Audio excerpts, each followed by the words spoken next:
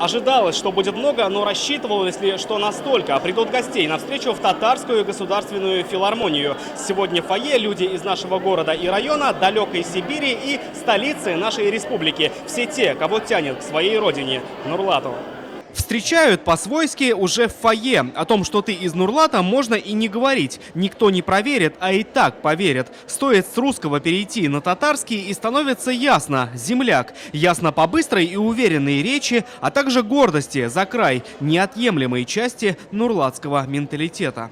Очень горжусь тем, что я именно уроженка Нурлатского района, что район наш вот такой. Даже если по радио или по телевидению слышу о своем районе, вот чувство гордости за свой район, за своих людей, за своих земляков очень испытываю. До начала концерта минуты. Этого хватило, чтобы увидеть старых друзей. Все те, с кем пообщаться еще не пришлось, возможно, просто заняты подготовкой к выступлению. Все на сцене филармонии из земли нурлатской.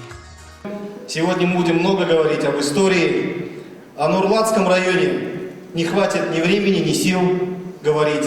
Можно говорить бесконечно, потому что это очень славная, очень трудолюбивая и многонациональная земля. В зале тишина. Тишина сменяется аплодисментами между номерами. В остальном внимание к выступающим. Нурлатец разрезает воздух звуком баяна. Нурлатец пронзительно поет о тоске к родной стороне. Снова аплодисменты таланту своих земляков. Очередной номер о нелегкой доле солдата. На сцене настоящий солдат проходит срочную службу. Я служу в Казанском танковом батальоне.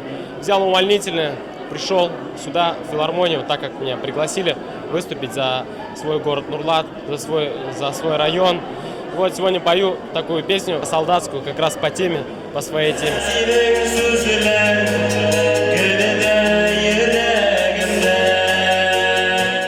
2,5 часа, насыщенная концертная программа, практически полный зрительный зал. Концерт достиг своей цели – собрать земляков и показать, что все едины и единством сильны. Когда я встречаю своих земляков, как будто я побываю в своей родной земле, поскольку каждый кусок этой земли является близким, родным, как будто бы этот дух этой земли помогает жить, работать. На концертах бывает часто, но на таком мероприятии от нашего, так сказать, землячества впервые, конечно, я попал. Чувствуется любовь к своему городу, к своему району. Вот, и чувствуется тепло даже от рядом сидящих.